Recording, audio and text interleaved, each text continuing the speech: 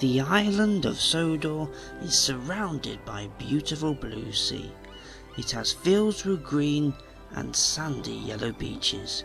There are rivers, streams and lots of trees where the birds sing. There are windmills and a coal mine, and docks of visitors for the island arrive. The island also has lots and lots of railway lines. Who's that puffing down the track? It's Thomas. Hello, Thomas. Hello, everybody. Welcome to the island of Sodor.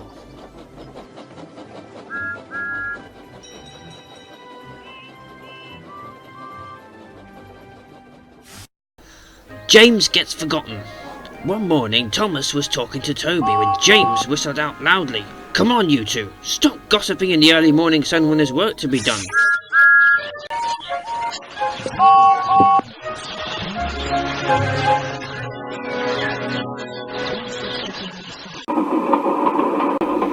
Later, Thomas spoke severely to James. "Toby and I are old friends. He's not as strong as fast as the other engines, but all the same he likes to be useful." "Well, that may be so," said James, "but I can never forget the time when we first met and he teased me about having bootlaces." "Well, actually, James, you started it," said Thomas. "You called him a dirty object, and then look what happened. You became the real dirty object. But then Toby came to your rescue." "That's right, Thomas," said Toby as he pulled into the station. "You also rescued me once when I got stuck on the main line." "See," said Thomas.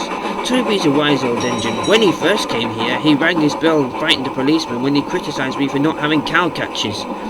"Toby might be wise," James grunted, "but he's not half as splendid as a red engine like me."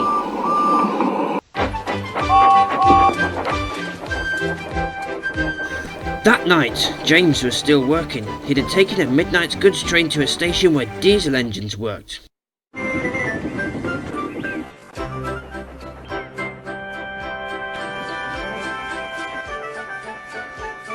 James didn't like diesels. He shunted his train into a siding and he puffed quickly away.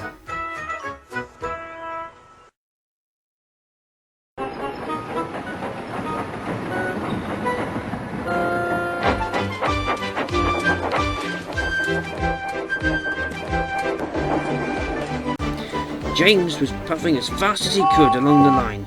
Then there was trouble. There was a loud crack. James came to a halt.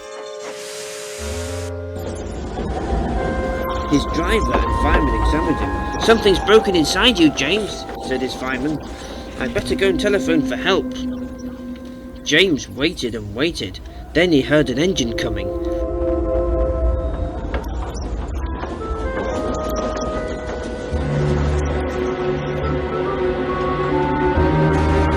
It was Thomas. "Hello, bossy boiler," he teased James. "Fancy seeing you here." "I've broken down," snapped James. "Shunt me back to the sheds." "I can't, James," said Thomas. "I got to get this train to the big station." James was cross. Why has Thomas not bothered to help him? Then he heard another engine coming.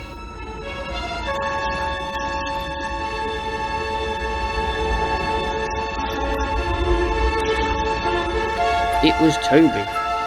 "I've broken down. I need to get back to the sheds," said James. "Shunt me back there." "I'm sorry, James, I can't," said Toby. "The Fat Controller needs me at the big station." James waited for a very long time. Then he realised why Thomas and Toby hadn't bothered to rescue him. He was rude to the two engines when they were having a lovely conversation, and he was even being rude to Toby.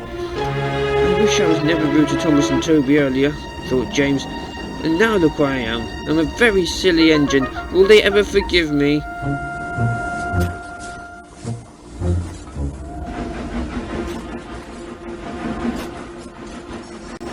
Just then, Thomas arrived.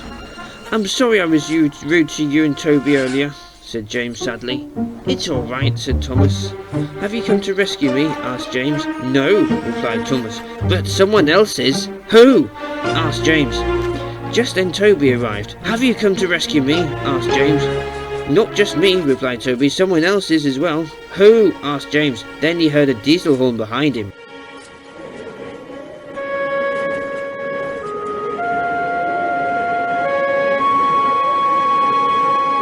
It was Boco.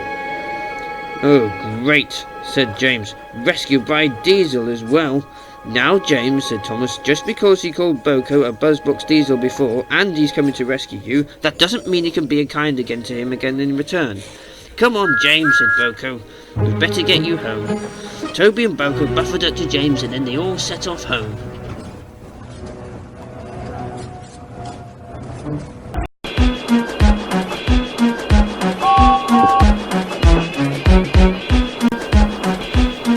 The next morning, James came to see Thomas and Toby. "Thank you for rescuing me last night," said James. "It's alright," said Toby. "The Fat Controller sent Toby and Boco to rescue you," said Thomas. "I thought you two were going to leave me out for the whole night," said James, "after I was so rude to you." "We would never do that, James," said Toby, "because you're one of our friends." "And friends always help together," said James. Thomas and Toby agreed.